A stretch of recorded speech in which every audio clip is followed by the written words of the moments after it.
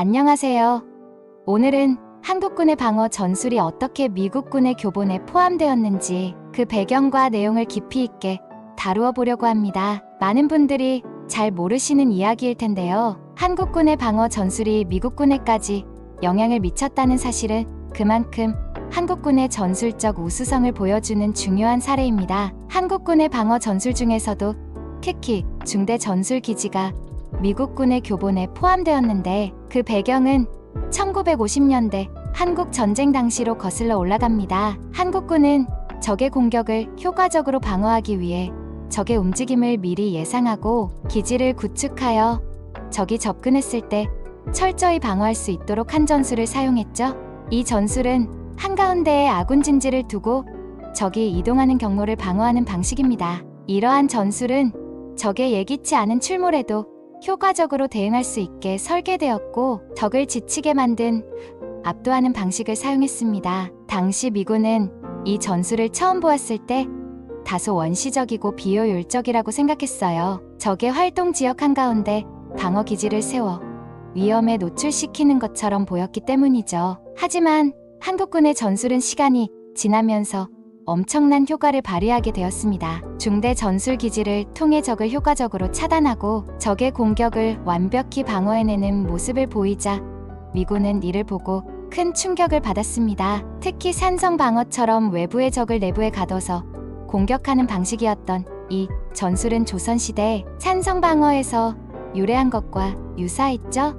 미군은 이 방어 전술이 극한의 상황에서도 적을 무력화시키는데 매우 유용하다는 점을 깨달았고 결국 이를 교본에 포함하게 되었습니다. 중대 전술 기지는 이후 베트남 전쟁과 같은 다양한 전장에서 적용되었고 미군은 이 전략을 기반으로 자신들의 방어 전술을 강화하는 데 큰 도움을 받았습니다. 이러한 전술의 기초는 단순히 물리적 방어에 그치지 않고 적을 심리적으로 지치게 만드는 데 큰 역할을 했습니다. 한국군은 제한된 자원과 어려운 환경에서도 철저한 전술적 계획과 빠른 대응으로 적의 움직임을 예측하고 방어를 구축했습니다. 이러한 방식은 전쟁이 끝난 후에도 세계 여러 나라에서 주목받았고 특히 방어 전략의 상징이 된 루프탑 코리안 사건에서도 이 전략의 응용을 볼 수 있습니다. 1992년 LA 폭동 당시 경찰은 한국 교포들의 상가를 보호해주지 않았습니다. 교포들은 스스로 무장하고 상가의 옥상에 올라가